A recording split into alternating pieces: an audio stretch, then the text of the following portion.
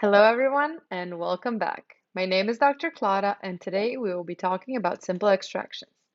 Just a reminder that all the information that is bolded and highlighted in blue is something that I've seen come up on exams, and you should really try to remember those. Now let's get into it. We can divide the extraction process into four parts. First, severing the soft tissue attachment. Secondly, luxating the tooth. Third, delivering the tooth. And lastly, post-extraction care that we have to provide and give to the patient. So first things first, when a tooth has been decided to be taken out, we have to anesthetize the patient. This might be obvious, but it is very important.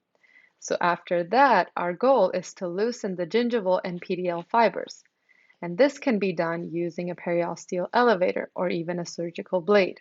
But be careful not to go too deep with the blade. So